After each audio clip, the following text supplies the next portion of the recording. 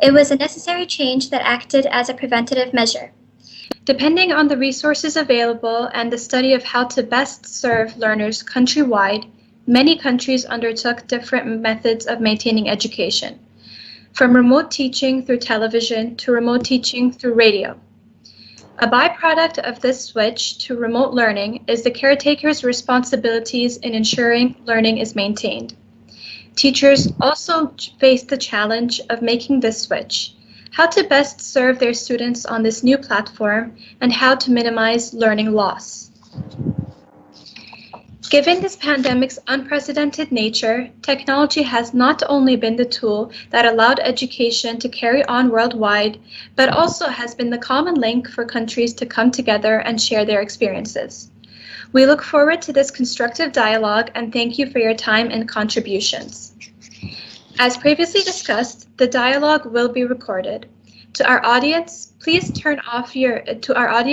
keep your microphones muted. To our speakers, please turn off your videos at the end of your presentations. At the conclusion of the question and answer section, we will all turn on our videos.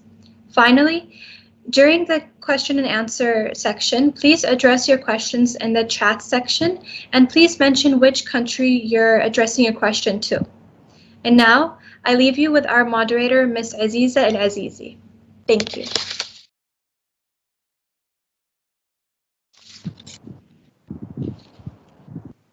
Thank you, Ms. Aisha.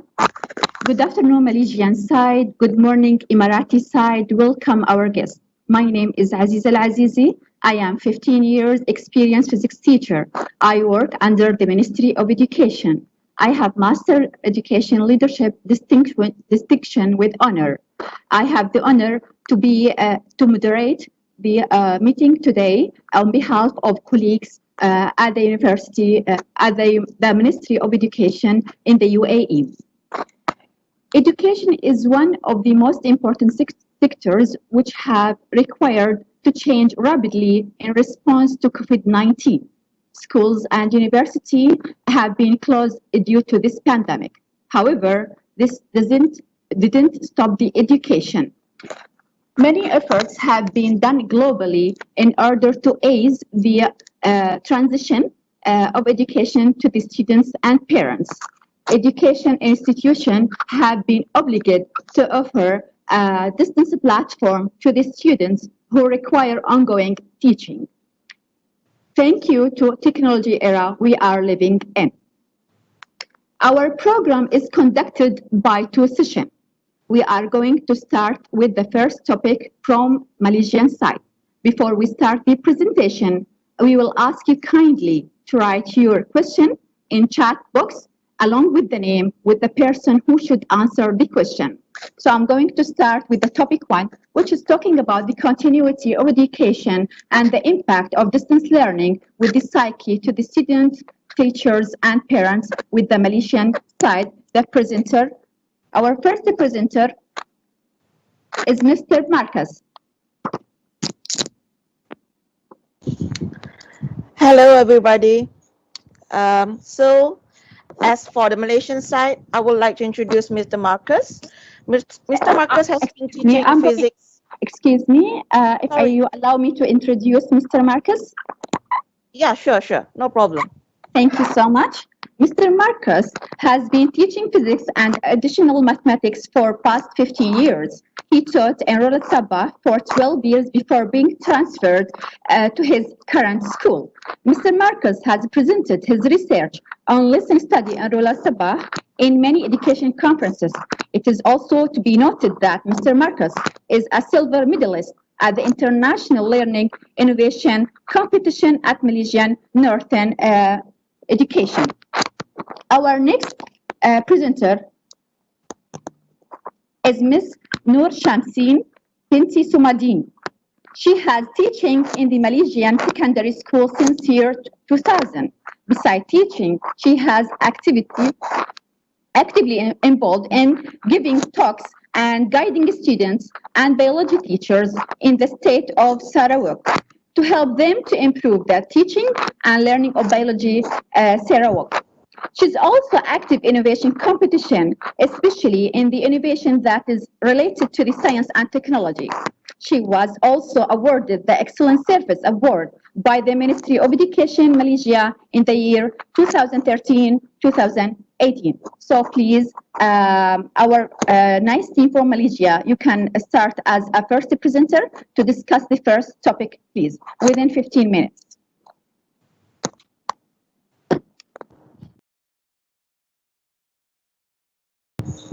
All right. So I'm going to ask question to Mr. Marcus.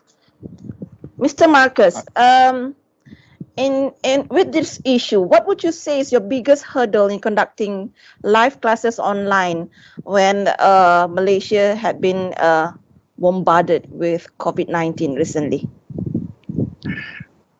Thank you for the question, Madam Aini. I think it's a good question to consider.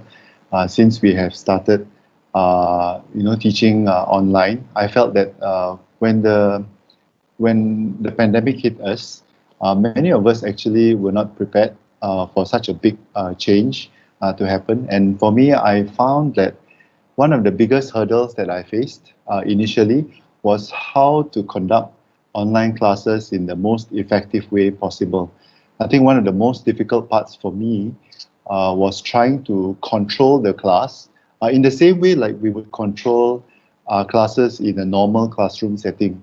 We usually want to be able to present the content, but we don't want to have the students talk at the same time, which was something that was very difficult for me in the initial stages.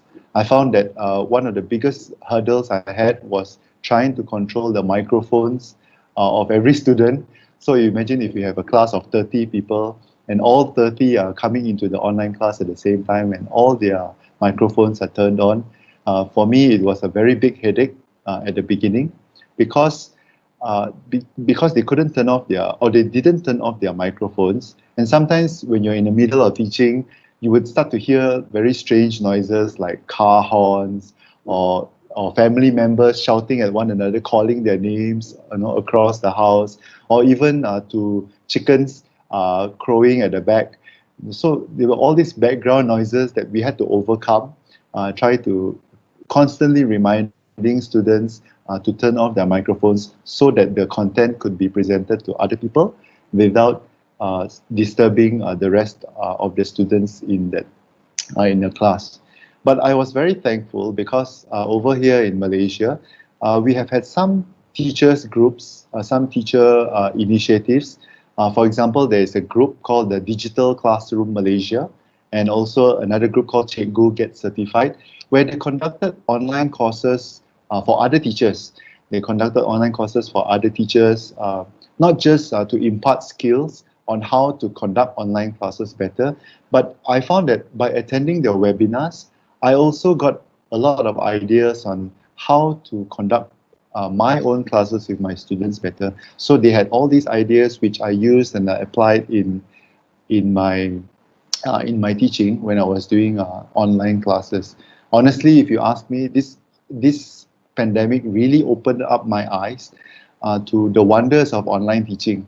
Sometimes now, actually in Malaysia, most of us are already back in school, and for me, I'm teaching my own students face to face, and I find that I miss online teaching actually, despite the big hurdles that sometimes we have had to face. I find that I miss online teaching.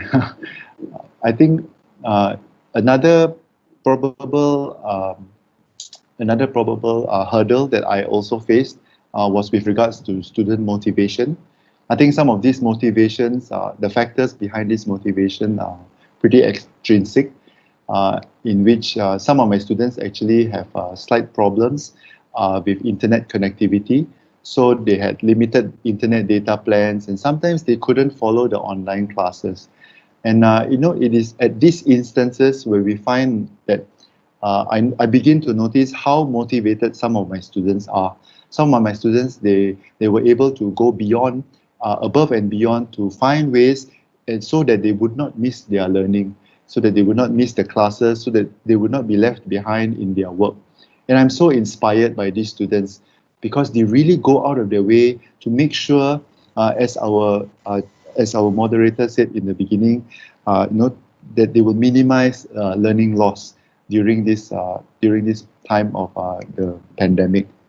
And for me, I thought that was very inspiring, because it shows that these students really wanted to own their own education, and they were willing to take all these necessary steps to make sure that they stay up to date.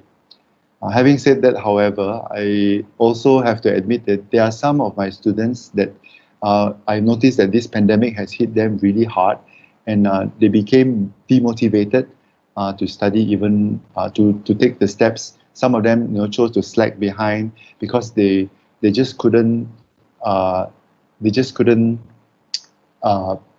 the steps that they wanted to learn or to attend classes, to attend online classes.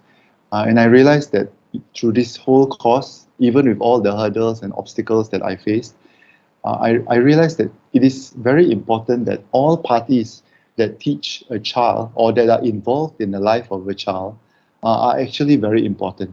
It is not just the teachers, but it is also the parents and even the administrators of the school. Thank you very much for the question tonight. Okay, thank you so much, Mr. Marcus, for the very insightful ideas on how do you cater to students' needs, as well as to build up their motivation in time of need like this pandemic COVID-19. Now we move on to Madam Nur Shamsia. So I believe you have been teaching for about 20 years. Such a long way to go as an educator. So in your opinion, do you think parents contribute more for their children's education with the adoption of distance learning during the pandemic, or is it solely on the students' self? So do we need cooperation from the parents as well as the teachers so that students can get and grasp the education that they need in time of need like this? Thank you, Madam Aini, for the questions. So this one is about the contribution of the parents. So besides being a teacher, I'm also a mother. So I have two sons who are still schooling in the secondary schools.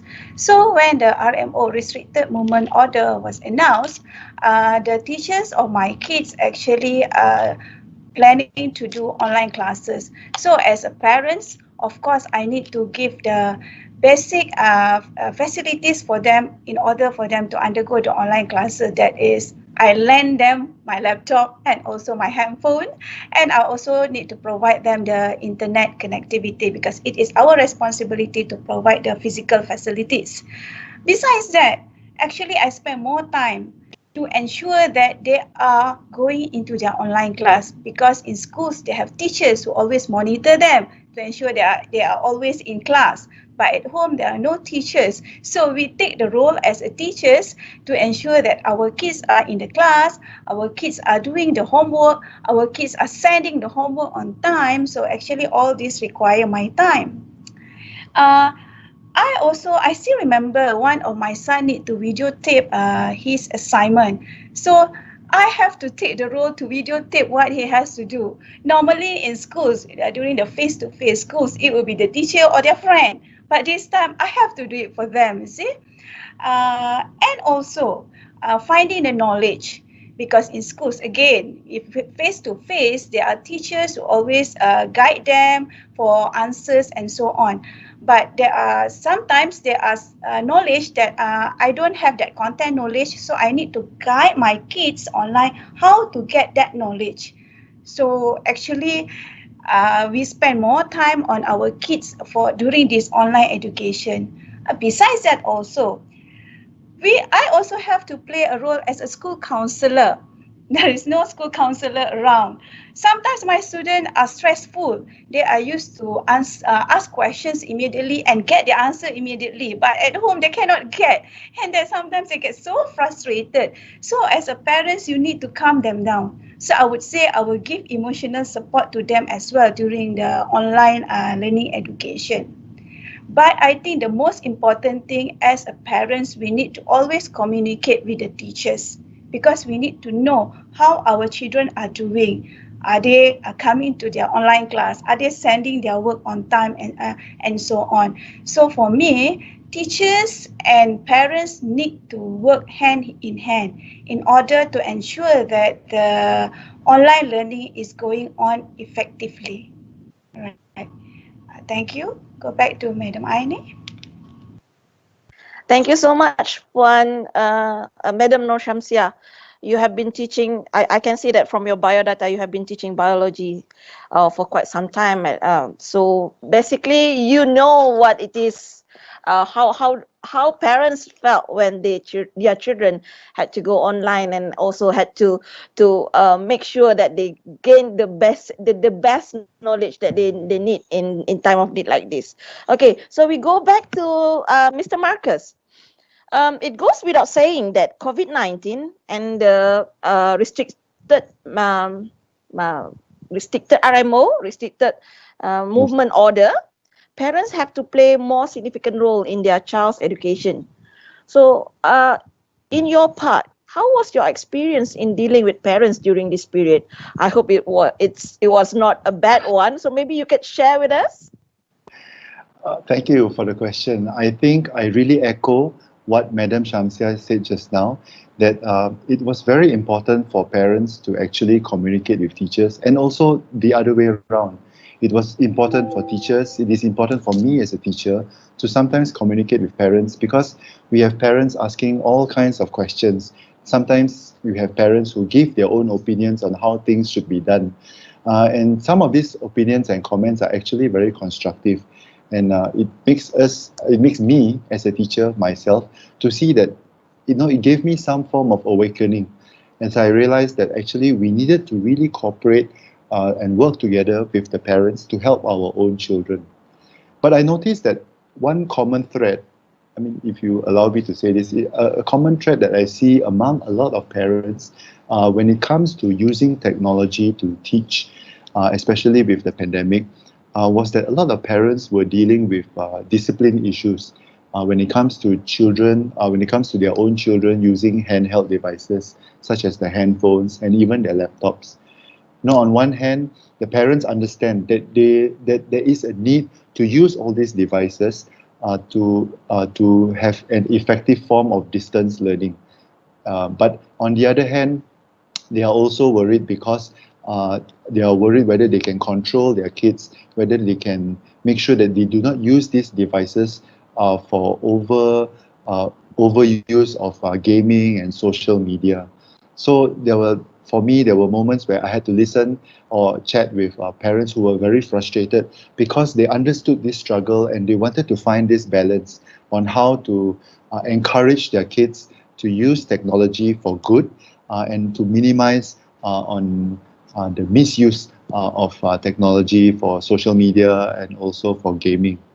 But now, you see, we are back in school. As for the Malaysians, a lot of us are already back in school, and we find that teachers are a lot more technologically savvy. We have parents. I find another different side of parents. Parents now are asking me week after week, sometimes, some of them, whether their child still needs to bring their phones or their laptops to school. Some parents realize actually that there is a need for educational applications or educational softwares to be used in school. But there are still some parents who would actually much prefer that their children don't bring their devices to school, and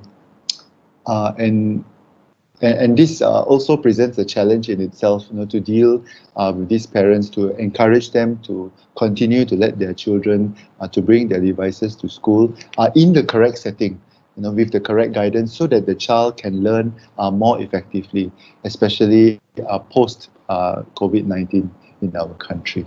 Thank you very much for this question. Over to you again, Puan Aini. Okay. Thank you so much, Madam Shamsia and also Mr. Marcus.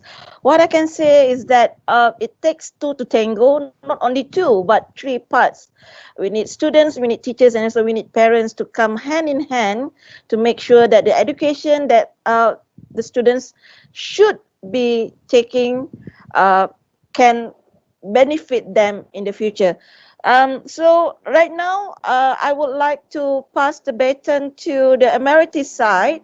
for them to continue on this topic so that we could discuss and we could understand more on the situation of the effect of COVID-19 pandemic to the Emirati side. Over to you. Thank you in advice, Malaysian side. That was really wonderful.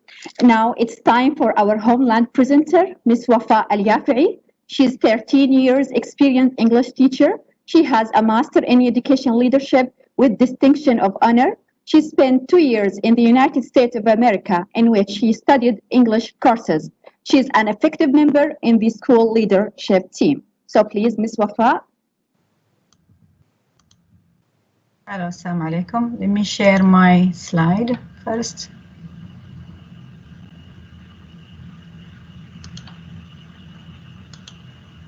I prepared a PowerPoint to go with my speech. Mashallah, you were talking from the top of your mind. That was really nice. I have to say what Marcus and Madame Noor Shamsia said apply to us as well, 100%. We've gone through the same situations as well. I want to start with Assalamu alaikum. Good morning to the UAE. Good afternoon to our Malaysian colleagues. My name is Wafa and I'll be presenting continuity of education and the impact of distance learning on the psyche of the students, teachers, and parents in the UAE. I hope to highlight some main points within the allocated time. I will start my presentation with His Highness Sheikh Mohammed bin Rashid the words.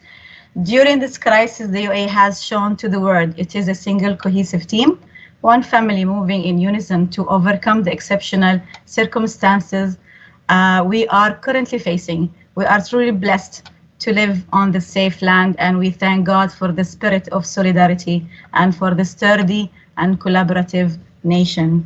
Our leaders embedded their vision into the heart and soul of each Emirati.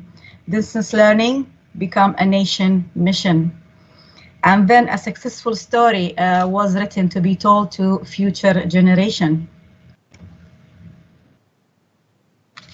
As you probably know, schools and universities were closed in the beginning of March, 2 weeks before the end of term 2 actually, to minimize the spread of COVID-19. Educational institutions implemented remote learning and later announced that distance learning would continue until the end of the school year in June. We actually did 2 weeks in to finish term 2 online, and the original plan to do 9 weeks in term 3, but we did 13 weeks. They extended it until 13 weeks of distance learning. Overall, we did 15 weeks of distance learning between term 2 and term 3. So we continue until the end of the year with distance learning. I think not the same as you did. Moving from school-based learning into distance learning, along with complete lockdown or partial lockdown in some cities. This move marked the first milestones of social change and impacted the whole society, along with students, parents, and teachers who were experiencing this for the first time. I think one of the things that helped us to succeed moving into distance learning era, having a great infrastructure. We have one of the best internet services in the region. Laptops were already distributed to teachers and students a couple of years ago, so that was not an issue for most of the schools, especially in cycle 2 and cycle 3. Setting high standards and expectations, there is no tolerance in education in the minds of our leaders. Our leaders monitor the education by themselves. They even visited many online lessons and talked to students and teachers. Our students were already familiar with online work and online assessment through different media and platforms. Communication, as you said and Ms. Noor Shamsia said, is very important, was very key, is very essential, with the lack of physical contact, by using all and every media available to reach to a wide range of learning community. We want to have this communication, direct communication with the parents, with the students, with the leaders. So it was very important to have this communication. To overcome some of the challenges, our country provided devices, they provided internet services, they provided technical support to foster houses, to orphan children, to students and teachers in remote areas, to non-Emirati families who lost their jobs, and they even paid their children's school tuitions and fees. To reduce the impact on children of the medical and administrative staff, our country provided psychological and academic support to those children, because, you know, their parents are away for weeks and sometimes for months. They couldn't physically contact with them. Minding students' well-being was a priority. That's why Ministry of Education minimized the school day into 3 hours only, roughly, around half hour per lesson, with breaks in between. This may vary from cycle to cycle. They educated the parents on the importance of providing suitable learning environment in the house. Gradually, as teachers, we noticed that the students becoming more independent, they're becoming more confident, and they're becoming more creative in presenting their work. This is a survey done in one of the schools. The blue column is agree, orange disagree, and red is neutral. If you look at the last two columns, I will just talk about the last two columns. The fourth one, the students say they enjoyed the experience, like half of them say they enjoy the experience of distance learning. But if you look at the last survey, the last data, almost all of them, they said they miss school, being in school, and they miss being with their classmates.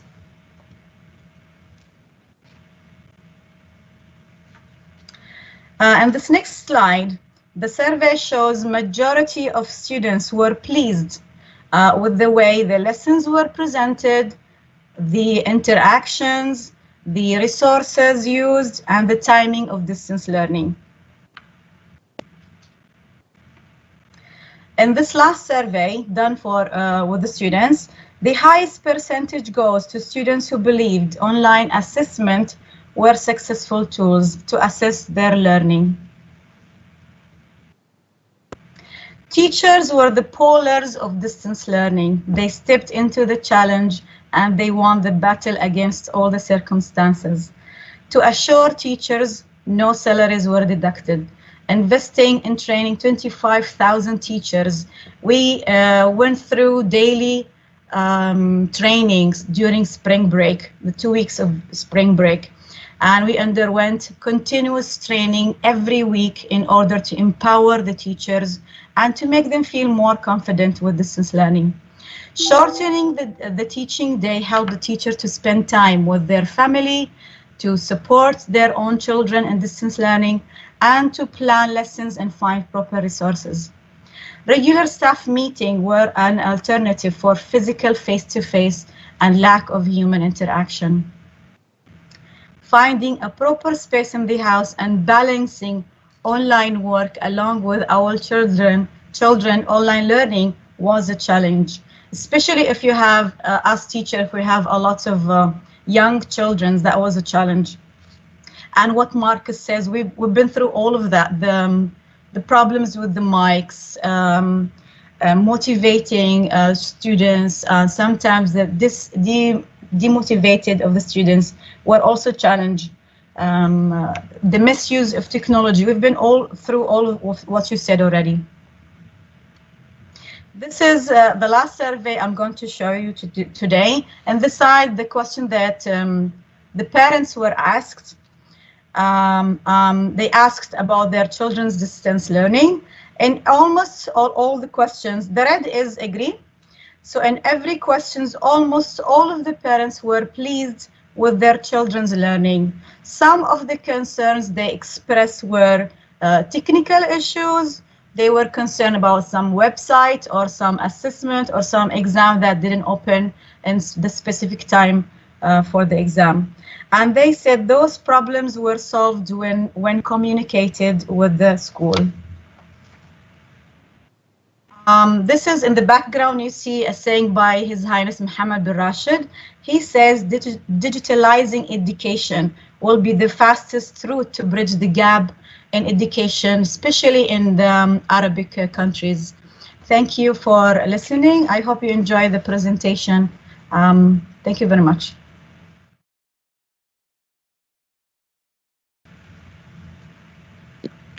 Aziza? Yes. Thank you, Ms. Wafa. That was really amazing. Now we are going to move to the second session, which is talking about the future of education after COVID-19. We are going to start firstly with our Malaysian side. We already have 3 presenters. If they allow me firstly to introduce them. We are going to start with Mr. Muhana Ram. He holds a postgraduate degree from the University of Nottingham. He is interested in description and teaching of creative writing and creative art in language and teaching. He was also listed as the top 50 shortlisted candidates for Cambridge University Dedicated Teacher Awards. Second presenter is Madame Noor Hariza, is a first-class graduate in mathematics and received the Best Student Award in her postgraduate studies. She has been teaching for 10 years and she was promoted as a master teacher additional mathematics on 6 years of teaching. She's actively giving mathematics workshops and sharing students and teachers all over Malaysia.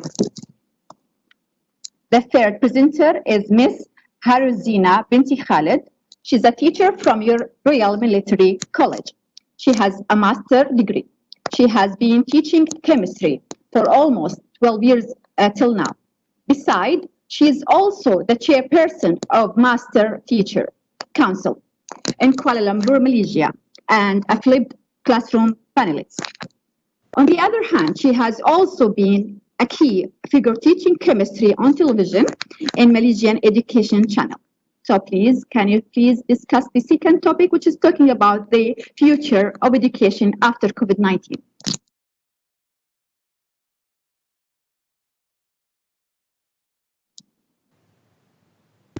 Thank you very much, Madam Aziza, for the introduction of our 3 teachers from Malaysia.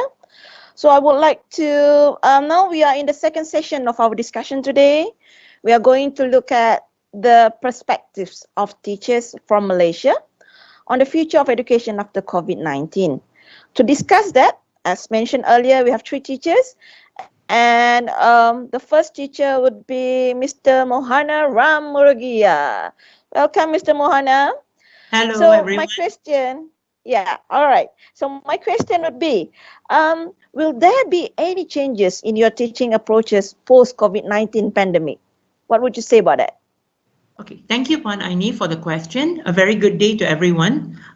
In terms of changes in my teaching approaches, there will definitely be changes. This is because we need to know that there is an urgent need for us to look back at the way we educate our younger generation. And I'm going to share with you 2 approaches here today. First is the humanistic approach towards future.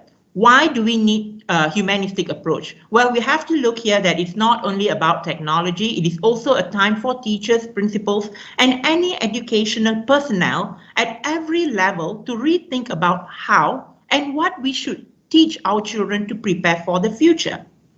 The COVID-19 pandemic has brought us into a realization that the role of teachers are not only to prepare the future workforce, but also to train them to deal with life crisis in the midst of uncertainty. If you look, the pandemic is a perfect example for us to understand that things will not remain the same all the time, and we should always be prepared to face the worst in our lives. Let me share with you some examples of unfortunate events occurred during the COVID-19 lockdown worldwide. the alarming rise in suicide rates among young adults. Secondly, the increased crime rates among the white and blue-collar generation due to their inability to handle financial crisis during the pandemic. And third, increasing domestic violence during the COVID-19 pandemic. Now, these are some examples to show that people are unable to handle difficult situations when they are thrown into unknown crisis. So this makes me ask, what is the purpose of education if we can't manage our lives at the most difficult time? So here we need to teach our children to know that life is not always a bed of roses and challenges will come, and they need to be ready to face the challenges no matter how big it is. So these need to be instilled in our teaching practices in every possible way. So what I say may sound too ambitious, but we have to agree that we are in a teaching profession to make a difference. And if we really want to make a difference, this is our calling. So this is what I am practicing in my teaching practice since the school reopened in Malaysia, talking about these issues to them and how they are going to overcome these issues if they are thrown into this as an adult. So as a teacher, I think it is a time for us to reflect on how learning should look like for Generation Z, Alpha and beyond, so that if there is a pandemic like this or anything worse than this in future, they will be ready to brave it and overcome them. Also, on the other hand, the pandemic has taught me a large deal on how technology actually help in advancing students in education. So this is my second approach post-COVID-19. Well, you see, the pandemic started, pushed all of us into an unknown situation where we all were pushed to learn how to use technology in our classroom. So some of us were dinosaurs before this and we were shying away from technology. So what happened is when we were pushed into an unknown situation, we worked really hard to reach our students using the technology and various online tools. And teachers in Malaysia, I would say they have really strived. So we continue to be connected to our students for the past 90 days using various online means such as Google Classroom applications, Google Meet, Wakelet, quizzes, and even YouTube. Now that the schools are reopening, we are going back to school to resume the traditional way of teaching. So what I am looking forward here is the possibility of blending the online teaching and traditional classroom approaches into my teaching and learning practices so that learners have the opportunity to learn both ways. Just like Mr. Marcus said just now that he missed teaching online classes. So I think there is a room for us because many teachers, I think they have started missing the online lesson and the online task that they give to the teachers because they have already gotten the taste of using the online tool. So I believe that blended classroom or technology-assisted classroom could possibly be one of the approaches in which we may be successful if teachers are willing to continue to explore the use of technology in education post-COVID-19. I also believe there are rooms for innovations when teachers blend traditional and online teaching approach. For a classroom practitioner like me, I am definitely looking forward into the use of technology with some humanistic approach in my teaching post-COVID-19. I think that's about it from me. Over to you, Puan Aini. Thank you so much, Mr. Mohana. So what I can grasp is that exploration, it's important. Innovation is also important, and the most important thing is the blended learning. So what is actually blended learning? We combine the face-to-face and also the online learning so that students in school can get the most important part of education, which is the knowledge. All right, let's move on to Madam Hazira. So we have Madam Hazira, and she had been teaching additional mathematics for quite some time right now, maybe around 10 years. Okay, so Madam Hazira, in your opinion, will online learning and online educational tools make a larger impact in Malaysian education system post-COVID-19? What say you about this? Okay, thank you, Madam Aini. Can you hear my voice? Alright. Okay, thank you, Madam Aini. Assalamualaikum and good day, everyone. Well, actually, many years ago, MOE Malaysia encouraged all teachers to start digital learning as one of the 11 shifts transformation towards 2025. And many teachers, including me, accept that challenge by integrating ICT in the classroom. And like last year in 2019, our MOE has selected Google as a learning platform. You know, each student and teacher receive our own ID for this and also get Microsoft 365 for free. So, well, right after we got briefing about this, COVID-19 came. So it's like the right time to implement the platform. So you see, the pandemic is just simply accelerating that process. Honestly, the MCO movement control order taught me a lot, and it switched me from being a physical teacher to completely virtual, from teaching in class to online basis, from being traditional to high tech. I can see most teachers spend their money to invest in e-learning, buying writing pad, earphone, camera, phone holder, and even scanner just to make sure the virtual learning happened. You know, suddenly the teachers and students were forced to adapt technology to deliver instruction. Teachers work very hard to make it very well, right? So we upgrade our teaching skills independently by learning how to use the gadgets. We try to learn how to deliver teaching using Zoom and also Google Meet. We also try to improve our online learning day by day to make the learning more exciting, such as play online games together, do online quizzes together, and do you know there is a tool to pick names randomly, you know, random picker wheel. I use that to pick name of the students to make them stay alert during my online class. So basically, whatever I did during the online class, I will continue using it in the real classroom. So all of this make the education revolution in Malaysia faster than as we expected before. And I personally would say we already succeed in the government's call to transform the education towards 2025. Another big impact, I can see that there will be more blended learning, like Mr. Mohana said just now and Madam Aini said just now. It's like an approach to learning that combines face-to-face and online learning experience. This will be more effective and going to be more exciting because, you know, students now are advanced in technology and they are more attracted to screen rather than plain textbook. So before the pandemic, blended learning might be hard for students. Yeah, because there is not so many resources available for them to report online. However, during the pandemic, I can see teachers contribute the contents online by creating videos and digital module, having our own YouTube channel and also Telegram channel. So the number of learning resources increased dramatically. This will make the blended learning easier to implement after MCO is over. So for example, when I want to teach, let's say, statistic distribution, I ask the students to watch YouTube on this topic first, and during the classroom, the students will present their findings in front of the class. So there will be plenty of time to discuss on the topic since the learning already happened before the class.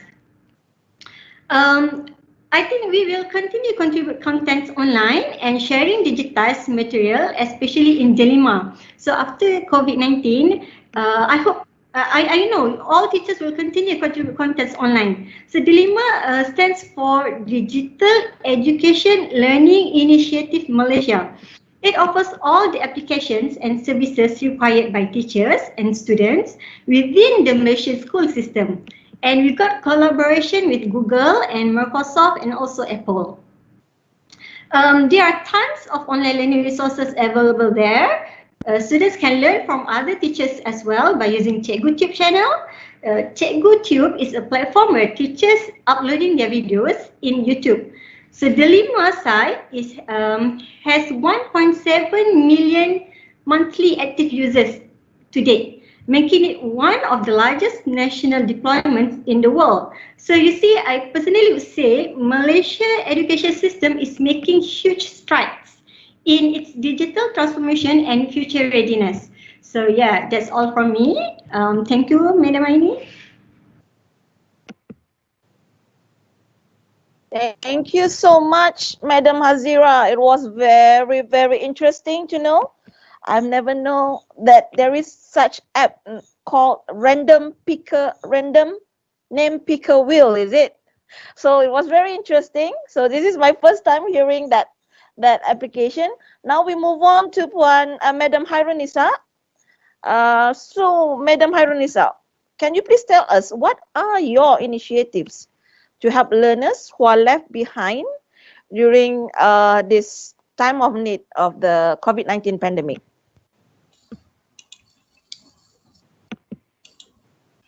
Okay, thank you, Madam Aini. Okay, hello everyone. Assalamualaikum. Okay, so after COVID-19 pandemics, okay, it's quite challenging for teachers to equip themselves with a mastery of digital technology and mastery in e-learning to deliver knowledge to the student. All the teachers need to improve their knowledge, competency, skills, attitudes, and readiness in accepting new normalities in education, especially online learning program. Okay, this preparation will see the changes in teaching, assessment, and presentation of a teacher's knowledge to the student. Okay, from my experience, when COVID-19 pandemic occurred, okay, teachers work together to learn a variety of new online learning applications such as Zoom. We have Google Meet, Microsoft Teams, Teaching Live on Facebook, and StreamYard to share learning content from subject to the student. And before any online classes take place, teacher will join the workshop via professional learning community. We call it as PLC, using Google Meet or Google Teams to reinforce our understanding and skill in using this application. This response from the teachers is very encouraging. All right, so teachers chemistry, okay, like me, I'm a chemistry teacher. So teaching chemistry during COVID-19 pandemic is not easy because my school is a boarding school. The students are not staying in one area, they are come from the different state. Each state they are from not urban area. Most of them are suburban area and most of them staying in a village area also. So the internet connections is very limited.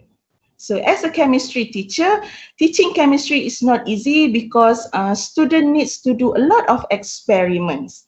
So I need to show them the actual experiment actually. So for teaching and learning, I fully use 3 online applications, so such as Google Classroom, Google Meet, and Telegram. So Google Classroom is online learning platform that has engaging and user-friendly also. So through this platform, teachers can upload required notes and assignment in this classwork folder. So once uploaded, students can easily access teaching material. So the second one is the Telegram application. Teachers can interact quickly with the student and information can be easily transmitted through simple order. So last but not least, the third is the learning application. I use Google Meet where teacher can meet and interact with the student through video call. Okay, for student, learners who are left behind, okay, Ministry of Education Malaysia so introduced educational TV program through Radio Television Malaysia (RTM) to enable students to access learning material through alternative platform, especially during the post-COVID-19. So the online learning program is very interesting because children and students enjoy watching the material posted during online learning like interactive video, interactive pictures, and learning facts. So I have also tracked down the students who are unable to follow online learning teaching and will help them as soon as the school session open. Okay, so I very love remote learning because it gives me a great experience for me because I learn various technologies and applications to improve my teaching and learning skill. All right, that's all. Over to you, Puan Aini. Thank you so much, ladies and gentlemen. So I think we have reached to the end of our discussion. Only for the discussion, because we are going to continue with the questioning and answering session afterwards. So what I can actually grasp is that professional learning community is also important, which is here we call it PLC.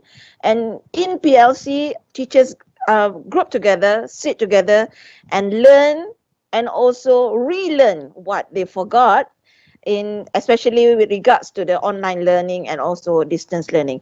All right. So next, I would like to pass over the session to Madam Aziza for the Emirati sites. Over to you.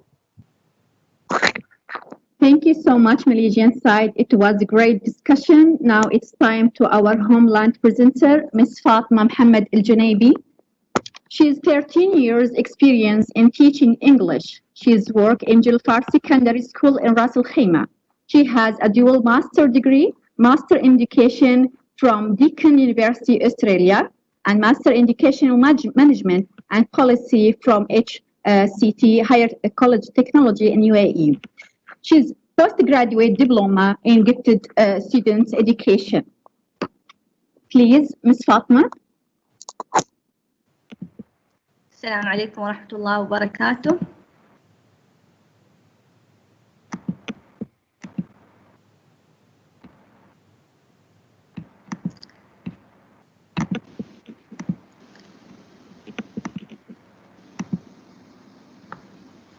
Good morning, everyone. Good afternoon to the Malaysian side. My name is Fatma Tanedi, and it's my pleasure to be part of this international meeting with our colleagues, and I will talk about the future of education after COVID-19. It's actually a very broad concept, and I will try to focus on three main concepts related to the UAE.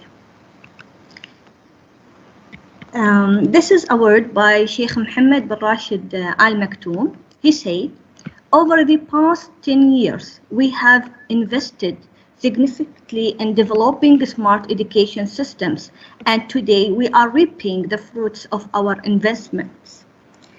I have to say, the success of distance learning didn't happen overnight. It was the vision of our leaders that prepared several years ago. As you can see, the UAE government prepared for distance learning as the following. We have more than 600 computers for orphaned were secured for distance learning. 1,191 computers were provided for MOE's Ministry of Education to support the distance learning. 25,000 schools and school teachers and administrators are investing in training.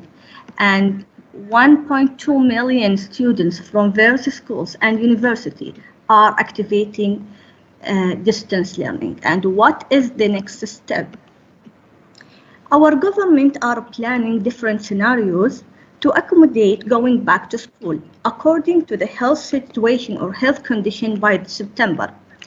The three possible back to school scenario, the full return, blended return, and the worst scenario will be the continuing the distance learning.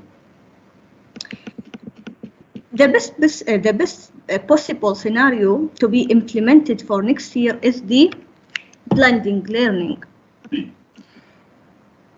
As the measurement to reduce, there are some of the measures will include regular temperature checks, social distancing, small classes, disinfecting facilities, avoiding student gatherings, trips, and group activities, reducing school bus capacity to 30%, developing new health regulations, assigning a health and safety officer at school. As the measurement to reduces the classes, they will keep the students 2 meters apart from each other, which means 10 to 15 students in each class.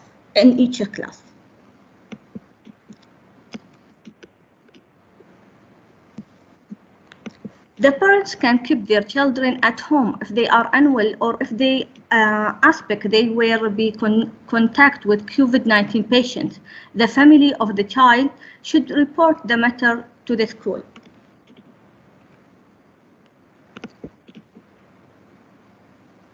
Also, we have health precautions. Manage the student eating and food operation, including no sharing of food between students. Reduce gatherings and suspend group activities such as school trips, celebrations, sports, and student camps. Maintenance staff may be restricted to working after school. All students should have their temperature taken before boarding to the bus. School staff should be trained in applying safety precaution. All educational facilities should be also sterilized on the regular basis. Some of the strengths of the blended learning. We will apply 70% of students in the school and 30% of the student will be using distance learning and using the different platform of the Ministry of Education are prepared and provided. Increase of independent learning lessons. Increase the number of the lessons up to 10 lessons and make it flexible. So our students will have self-learning. Improve research and critical thinking skills. Apply virtual activities, trips and celebration. And for the maybe cycle 3, it will be 4 days of schooling, 1 day of for the smart learning. And before we are going back to school, we should, as educator, we should ask ourselves this question: how did COVID-19 change the form of education, and how did the UAE successfully confront change?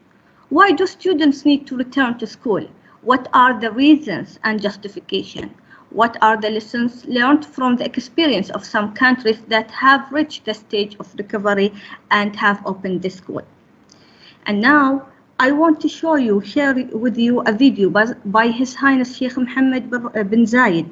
He explained and assured to not worry, everything will be taken care of. And this is what happened in our country in every section, every sector.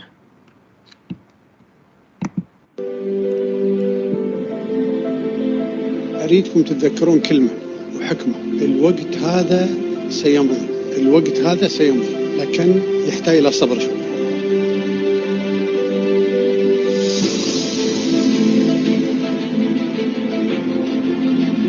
الدواء والغذاء هذا خط أحمر لدولة الإمارات. عندنا القدرة على تأمين الدواء والغذاء إلى لا نهاية. الإنسان اللي شاك في نفسه وهو أمانة في رقبتنا وياي بيفحص لازم يفحص. هذا واجبنا أن نحن نأكد سلامته وسلامة أهله في وطننا. أنتم الجندي المقاتل خط الأمامي. شكرا لكل موظف في وزارة الصحة. هذا العمل لا يمكن ولا اللي بعده.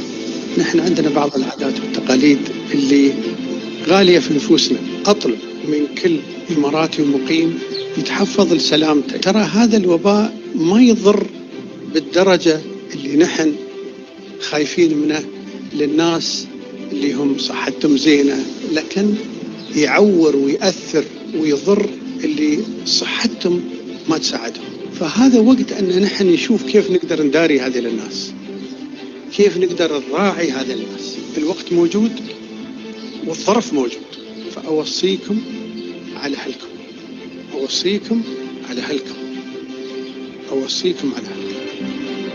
كل عمل اليوم تقوم به دولة الإمارات هو لحماية دولة الإمارات، لحماية أهل دولة الإمارات، لحماية المقيمين في دولة الإمارات. هذه أمانة في رقابنا. يجب أن تكون عندنا النظرة الإيجابية في كل هاي التحديات. لازم نكون أقوى، لازم نكون أصح، ولازم نكون متطورين أكثر. أنا وايد يهمني أن أشوف الإنسان يقاتل علشان يحل مشكلته. نحن مو عايشين عشان اليوم بس وباكر، نحن عايشين نأمن أحفادنا مش إلا أولادنا. أمانة هاي في رقابنا ولا تشلون هم.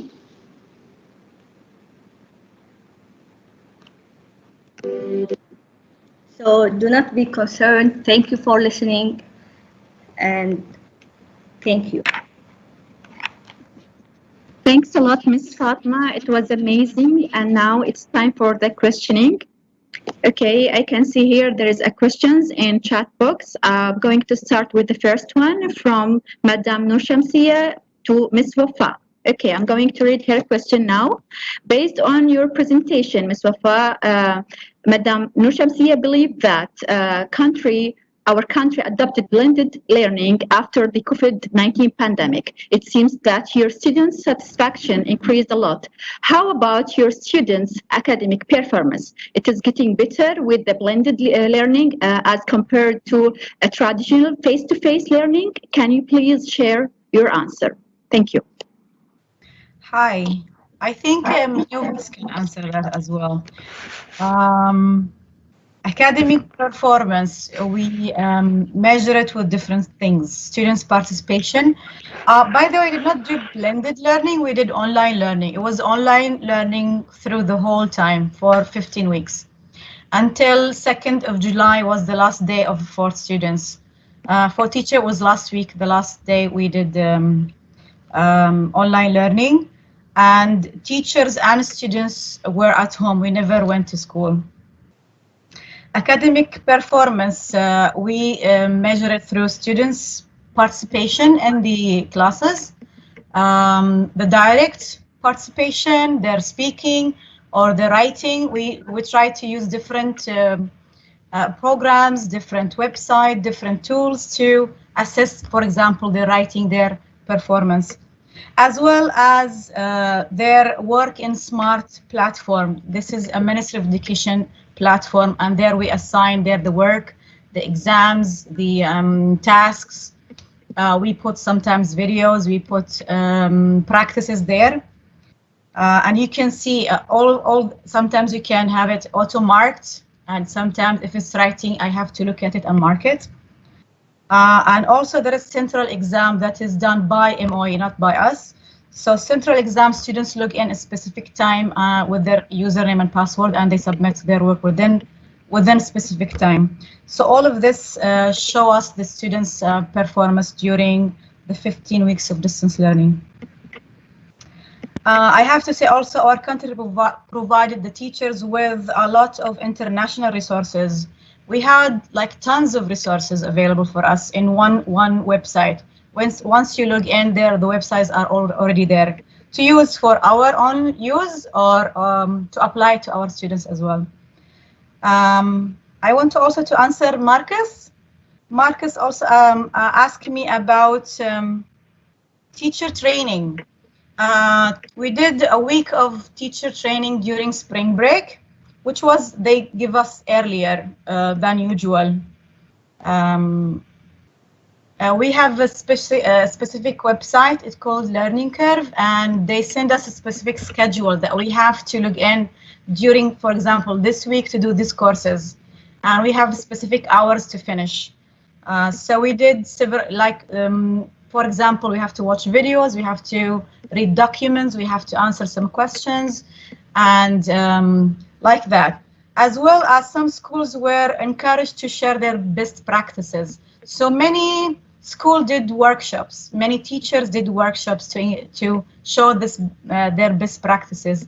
So we logged in and we watched other teachers' best practices, and that also was helpful for us. What else? So that's we have they also provide us with other platforms like Hamdan University, online courses. Now they want us to do Microsoft, for example, Microsoft Office training during the summer. So we still continue the training never stopped, actually. We always are encouraged to do training. Thank you. If there is any other question. Thank you, Ms. Wafa. There is another question from UAE side, from Ms. Sama Abdul Ghani to our Malaysian colleagues. Okay, so as far as online assessment is concerned, I wonder, are your best practices approaches in the area of conducting online exams to be sure results reflect accurate students' performance? Thank you. From Ms. Sama. So Can for I- this session, Do yeah, you need to repeat the question? I think we can read the question. So now I hand over the mic to Madam Khairunisa for her to answer the question, please. Okay. All right. Thank you, Madam Aini. Okay. For the assessment during online learning, okay, teacher will give assignment in the form of objective question and structure to test student understanding after online learning session in Google Classroom. Okay. After that, the teachers can simulate it or remark the assignment of the student being sent. Okay, after the school opens, okay, diagnostic tests will be conducted again to test student understanding based on the assignment given to see the extent to which students are involved in online learning activity. Thank you, Madam Aini.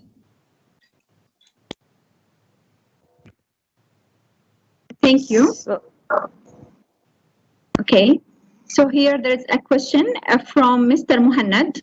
He's a physics teacher. He's my colleagues actually. He said that for Mr. Marcus, the question is for Mr. Marcus, okay? How can modern technology be linked to motivate students in distance learning process?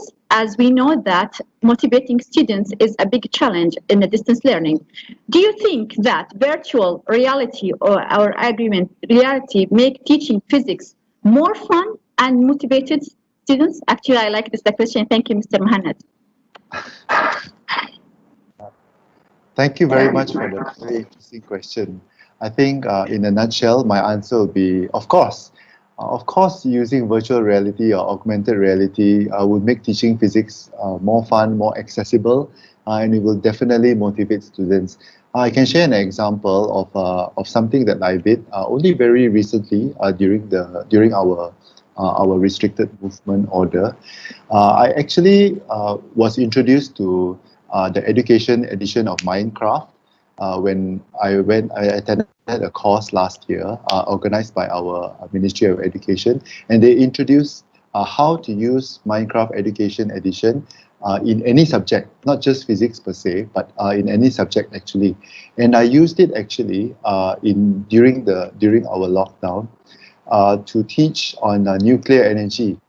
So I got my students to build a nuclear reactor from Minecraft. And when they had already built the world, they shared their world, their Minecraft world with their friends, and also taught them how to explore the world. And inside the world itself, actually, my students were very creative. I just gave them the instruction to create a world where there is a nuclear reactor. My students went above and beyond what I asked for. They even put information into the Minecraft world, and they basically built a lesson in Minecraft. And they used that platform to teach other people, to teach their friends, to teach students from other classes, from other levels of learning on how a nuclear reactor works, which is actually part of our physics curriculum. So I would say yes, definitely we can use games such as Minecraft or even softwares, virtual reality or augmented reality to further explore and give something that is visual to students instead of just reading from the book, which is just a lot of text. You know, these visual representations are really helpful, and I find that my students have a lot of fun because as they are playing, they are learning, and that really is a very good form of education for me. Thank you very much for the question. It's such an interesting one. Thank you to Mr. Marcus. Another important and strong question from Ms. Nadia Rashid to Malaysian teacher. Most of math teachers were struggling while teaching geometry. So can you share your best practices in teaching geometry, please? So I would like to give the question to Madam Hazira for her to answer. Madam Hazira, over to you. Okay, thank you, Madam Aini. Hi, everyone. To teach GeoGebra, We use GeoGebra apps to teach geometry. GeoGebra apps can visualize related concepts and how they affect each other. So it's a free applet, and there are already a lot of resources available by other teachers. You can just go online, or we can just go offline for it. Yeah, basically GeoGebra apps do everything in geometry. Yeah, thank you. That's all. Thanks a lot. A question from Ms. Karima Arumethi to Malaysian team. Can you share your experience with regarding the online learning in your country for KG students, kindergarten students, please?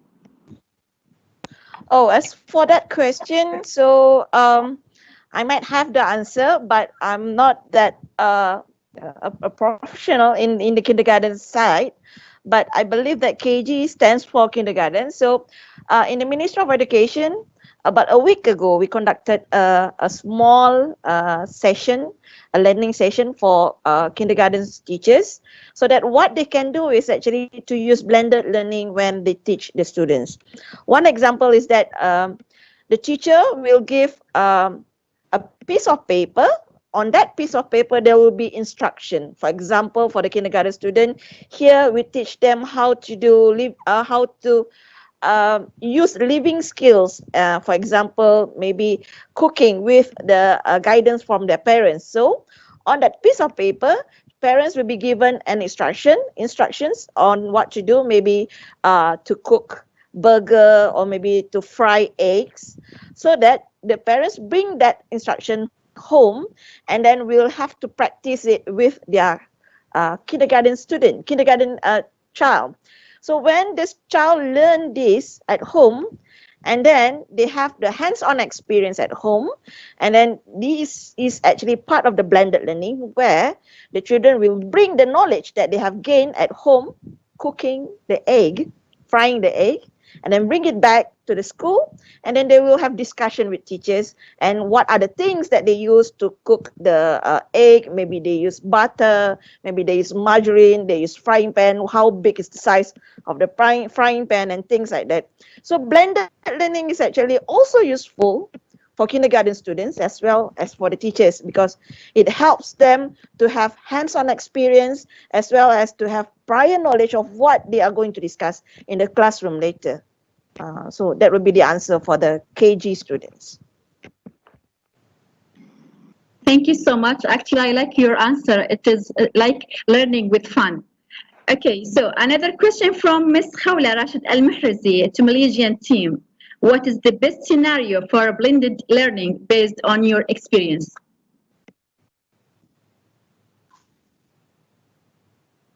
Okay, talking about blended learning based on my experience. Okay, I've just been doing blended learning in my classroom. Just 2 weeks ago, I started doing it because I have already uploaded a few videos on YouTube and so on, and then using Google Classroom application with my students during the COVID-19 pandemic. So I did not want to let go of all those materials that I have created. So what I did was, I asked my students to watch the videos and complete the online task that was assigned based on the video.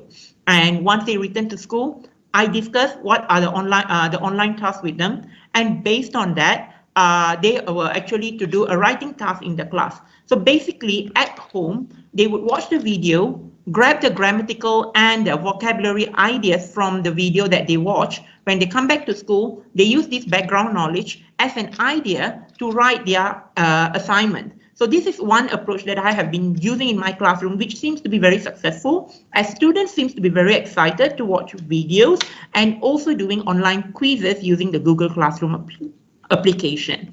So I think this is one of my experience that I find to be very useful, and I'm planning to do more blended learning approaches in future. Thank you.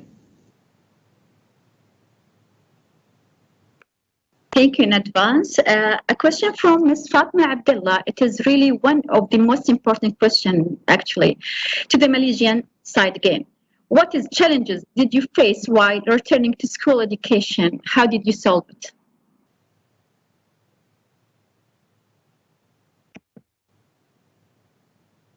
As for that question, maybe we can give that to Madam Nur Shamsia. Can you please answer that question? Okay, thank you. It is about the challenges when going back to school, right? So actually in Malaysia, the Form 5 students just recently, I think about 2 weeks, they already go back to schools. So from my experience, the first challenge is, of course, we implement social distancing. So it is not easy for us to do that to the students because they are used to be in groups. So that would be the first challenge. So the teachers have to have extra job whereby we have to monitor them to ensure they are always have their social distancing. That is the first thing. The second thing, I think that the challenge is to always sanitize. Like me, a biology teacher, for example, each student, when they have to do the experiment, they have to do individually. After they have to do the experiment, we have to sanitize all the apparatus to make sure the next person who is handling it get it in a hygiene form. So that is also a challenge which we never did it before. Normally, the students do it in groups and we never bother to sanitize the apparatus. So I think that is the next challenge for me as a biology teacher. And also the next challenge is to always take their temperature, because we never did that before. But nowadays, each student, we have to take their temperature every time they come, they go to schools. And the next one is about the collaborating and cooperating learning. We are used to be to do these types of learning before the COVID-19 pandemic, whereby the students discuss in group and then sharing their idea, their peer assessment, and so on. So this time, since we have to implement the social distancing, so it is kind of difficult to implement the cooperating and also collaborating method. So I think teachers are still thinking how to incorporate these kinds of approach within this social distancing aspect. Okay, thank you. Thank you too. Now a question for our Emirati side from Malaysian side. What are the challenges that you may face in the future for education when the students return to school after being away for a long time? So this question is going to be for Ms. Wafa or Ms. Fatma. Can you please mention the name for the person who should answer the question, please? Because it's not mentioned. Or they can share the answer together. Okay, so please, Ms. Wafa, can you answer the question? Or Ms. Fatma, one of you? Are you ready? Hi. Yes, please. Some of the challenges, we're still not sure if we are doing 100% blended learning. I think some of the challenges are also the parents are very, very concerned with about the safety of their children. Whether it's a good idea to send them to schools or not, especially for those who have chronic diseases or low immune system. And I think they give the right to the parents to keep the kids, their children in the house if they feel to. So it's a possibility that we will do blended learning. I think there will be groups of students going to school and groups that staying in the house or doing online work. We still don't know how the teacher will manage that.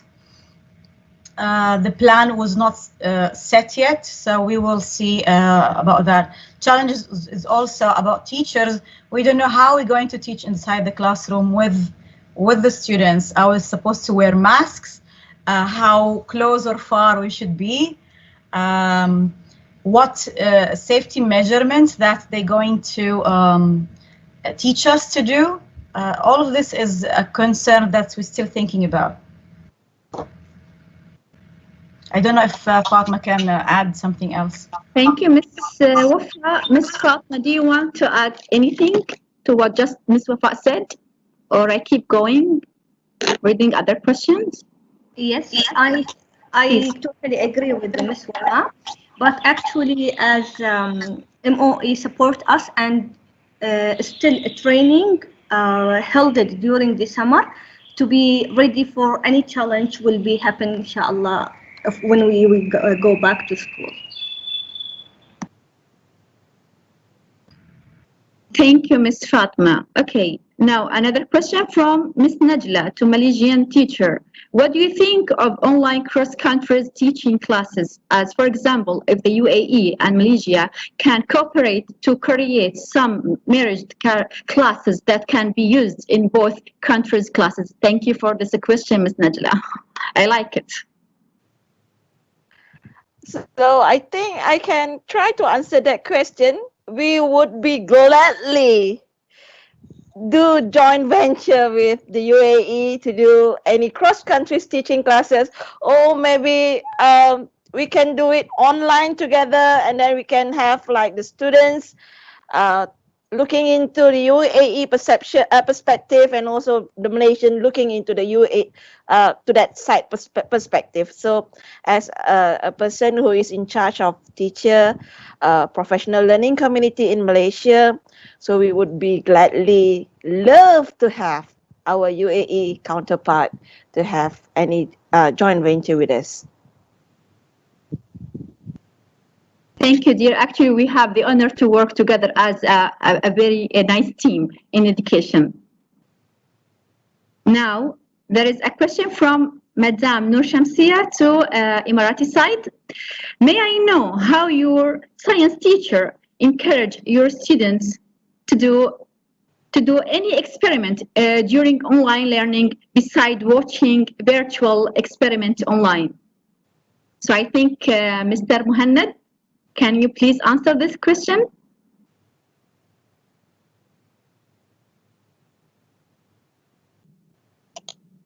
Assalamu alaikum.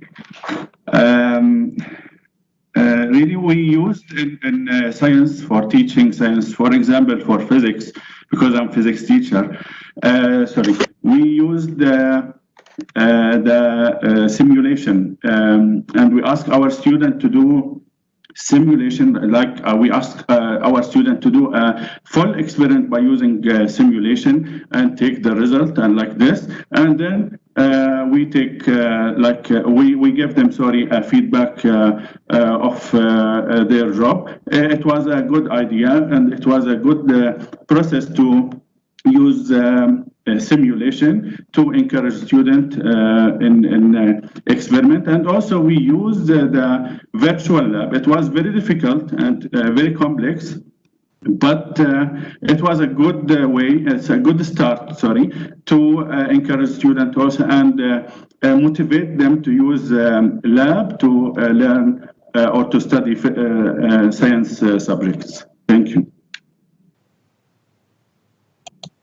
Thank you, Mr. Muhannad. Yes, I am strongly agree. Actually, as a physics teacher, I can say also that I try to use a laboratory program, which is a new program in using the program in conducting virtual experiment. Let's say it's not only for physics; it's for all science subjects besides math and engineering, even medicine. It was really a very nice experience because we try to move our students from the traditional real experiments to a virtual one. We try to link the using of this program with 21st century skills. Besides, we are going to cope with our technology era. So it was really a very nice experience together with my students. I believe that we are going to keep using this one even after COVID-19 pandemic.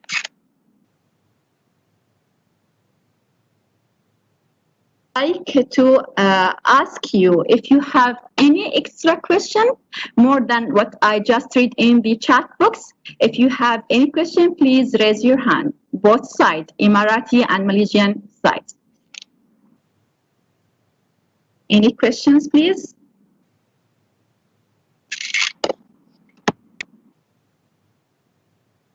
No more questions? Okay, so I'd like to thank our Malaysian team for this really interesting meeting. Inshallah, we are going to meet again in another education conferences. Thank you, our guest. Thank you, our Emirati side. Now the microphone with Ms. Aisha Kaladari, please.